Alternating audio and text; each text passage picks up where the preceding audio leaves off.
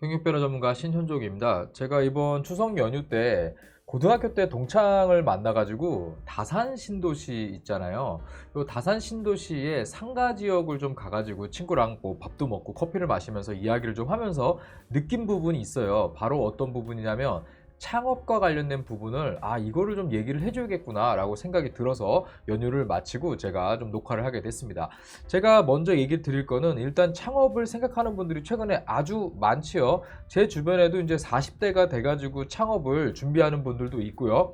30대 때부터 아예 준비를 해서 40대 때 내가 회사에서 혹시 나오게 된다고 하면은 좀 창업적으로 그 다음에 좀 돈을 벌어야겠다 이렇게 생각하시는 분들이 좀 있습니다. 자, 그런데 생계형 창업 같은 경우는요, 우리가 일반적으로 알고 있는 뭐 가게를 한다, 그러니까 상가를 임차를 해서 내가 뭐 물건을 팔든 서비스를 해가지고 내가 거기에서 돈을 좀 벌겠다 이렇게 얘기하는 거를 우리가 생계형 창업이라고 합니다. 그 다음에 기술 창업이라는 게 있어요. 그래서 내가 어떤 특정 기술을 가지고 있어서 뭐 투자도 받고 개발도 하고 이렇게 해가지고 기술 창업을 하는 경우도 있는데, 이거 같은 경우는 우리가 뭐 스타트업이라던가 벤처로 이렇게 커가지고 나중에 뭐 VC한테 투자를 받아서 익싯을 통해 가지고 서로 뭐 돈을 나눠 간다거나 뭐 이런 쪽이겠죠. 자, 근데 대부분 거기까지 가려면요 정말 엄청난 기술이 있거나 자본이 있어야 됩니다. 자, 그렇기 때문에 거의 대부분은 생계형 창업으로 갈 수밖에 없죠. 자, 그러면 보통 생계형 창업을 고민할 때 가장 먼저 고민하는 게 내가 할까, 그리고 프랜차이즈를 좀 알아보는 것. 자, 요런 것들을 이제 고민을 하게 되는데, 프랜차이즈를 한번 알아보면서 한 곳만 알아본 분들은 없어요. 한번 알아보면 다 알아보지. 자, 그래서 프랜차이즈를 다니면서 뭐 예를 들어서 뭐 계약 기간이라던가 또는 뭐 인테리어 같은 거 비용 있죠. 자, 그 다음에 이제 해지 조건 같은 것도 있거든요. 자, 이런 것들 꼼꼼하게 따져 보셔야 합니다. 자, 그런데 내가 하려면요, 흔히 보통 우리가 그 아프니까 사장이다 카페에서 얘기 나오는 걸 제가 들어보면 뭐 백종원의 프랜차이즈를 이길 정도의 내가 어떤 실력이 있거나 노하우가 있으면 차려도 된다.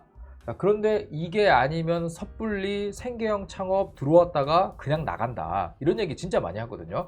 자, 그래서 업종을 고를 때 어떻게 골라야 되는가 심각하게 생각해야 되는 부분이거든요. 자, 그러면 제가 다산 신도시에서 이 생각을 했다고 했잖아요. 다산 신도시 상가를 보면서 이야기하면 되게 빠를 것 같아요. 제가 여기 이렇게 다산 신도시 좀 한번 띄워봤습니다. 제 친구가 여기 살아가지고 좀 가게 됐었는데, 자, 여기에 이제 가면 벌써 뭐 파리바게트부터 뜨네요. 자, 여기 이제 거리뷰를 이렇게 딱 찍어보면요 상가가 나옵니다. 상가 지역과 아파트가 딱 구분이 되어 있는데 갑자기 부동산 방송처럼 보이네요.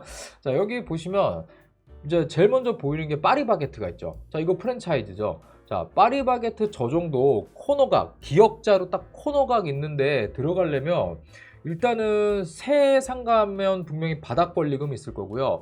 누가 저렇게 하던 자리면은 권리금 어마어마무지할 겁니다. 그런데 저거는 프랜차이즈죠. 또 프랜차이즈 가맹을 하면서 장소도 알아봐야 되는 건데, 물론 리스크는 되게 적은데, 보통 프랜차이즈 같은 경우는 뭐 이야기 많이 하잖아요. 장사를 통해 가지고 내가 어느 정도는 벌 수 있지만 정말 막대한 이득을 버는 거는 거의 불가능하다는 얘기 하잖아요.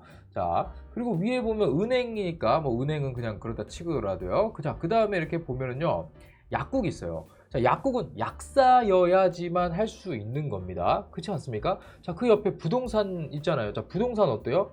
공인중개사 자격증이 있어야 돼요. 자, 그러니까 보통 상가를 들어올 때 내가 특수한 전문 자격을 갖고 있어서 나라로부터 해당 직업을 할 수 있게끔 허가를, 면허를 받은 사람만 할 수 있는 것들이 보통 있거든요. 자, 이게 보통 우리가 직장을 다니거나 창업을 나중에 생각한 경우라면요. 자, 저런 진로는 좀 20대 대학을 들어갈 때라던가 또는 좀 젊을 때 결정할 수 있는 것들이잖아요. 자, 그 위에 뭐 병원이나 이런 거는 어렸을 때부터 공부 잘해가지고 의사가 되지 않는 이상 저거 아예 창업이 불가능하죠.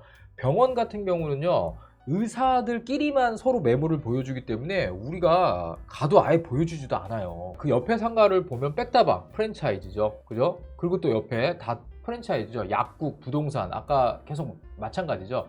자, 그 다음에 피트니스 클럽 같은 거 있는데, 자, 저것도 내가 뭐 대학 때 사회체육을 전공을 했거나 아니면은 뭐 운동을 내가 엘리트 체육을 해가지고 그 다음에 운동으로서 어떤 직업인으로 살다가 이제 내가 나와가지고 창업을 하는 케이스라고 보시면 될 것 같아요. 저도 예전에 1대1 PT를 받은 적이 있는데 이분 같은 경우도 캐나다에서 유학을 하고 오셔갖고 본인이 센터를 차린 분이었거든요. 자, 그리고 그 위에 뭐 병원은 뭐 제가 얘기 안 해도 되겠죠. 자, 그 다음에 이제 들어오다 보면은요, 이제 여기 노브랜드 버거, 서브웨이, 사실 어때요? 다 프랜차이즈라는 거예요. 그리고 보통 이제 신도시로 가면 갈수록 아무래도 나중에 늦게 형성된 상권이다 보니까 거의 대부분 프랜차이즈와 프랜차이즈의 경쟁이라고 보셔도 될 것 같아요. 자, 그리고 저렇게 뭐 인형 뽑기라던가 무인 아이스크림 같은 경우 들어와 있으면 그 해당 상권이 아직 형성이 안 됐다 이렇게 보거든요. 그래서 이런 부분들도 여기 체크를 해볼 수가 있어요. 자, 그리고 여기 상가 쪽 반대편 쪽에 와 보니까 뭐 세무사, 세무사도 본인 특수 자격이죠. 자격증을 취득을 해야지 저거 세무사 간판을 걸 수가 있잖아요.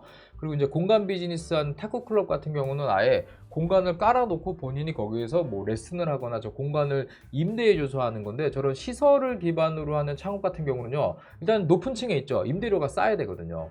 자, 그래서 뭐 보통 스터디 카페나 뭐 같은 개념인데, 시설을 가지고 하는 비즈니스 같은 경우는요, 시설을 설치하는 순간부터 바로 감가가 들어가요.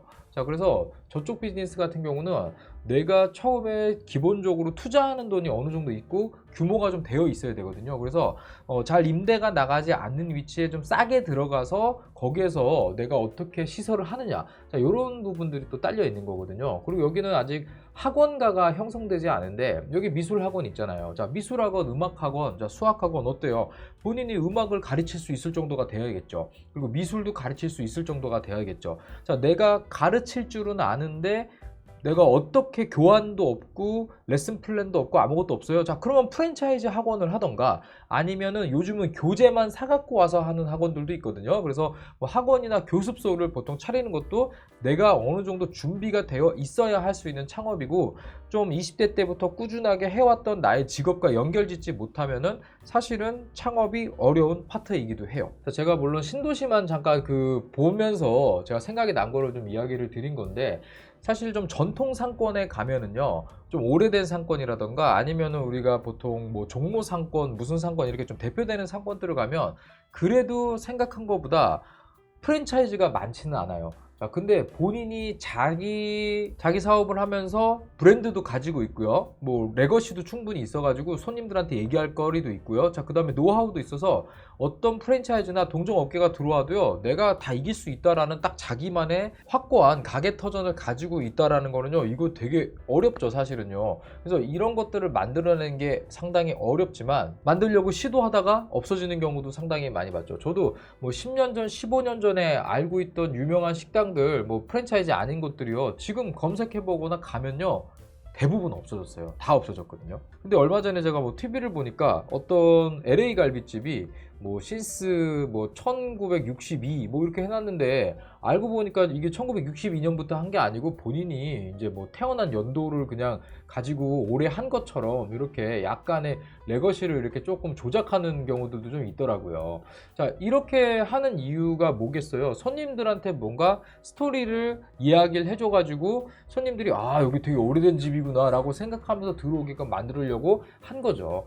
자, 물론 이런 것들 뭐 손님들이 즐기고 좋아하면 뭐 나쁘진 않다라고 봐요. 또 그 집의 음식이 맛있고 그러면 상관없는데, 자, 이러한 부분들이 다 고민을 해본다라는 거죠. 자, 이런 것들을 본인이 만들고 고민하고 사업화하고 이 자리에서 내가 이걸 하겠다.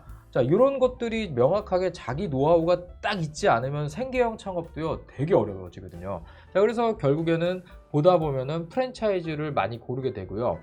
프랜차이즈 같은 경우는 뭐 제가 얘기 안 해줘도 잘 아실 거예요. 그 나쁘다라는 얘기는 아닙니다. 하지만은 나중에 뭐 해지 조건 같은 것도 진짜 명확하게 보시지 않으면은요, 뭐 창업이 좀 어려울 수도 있는 거죠.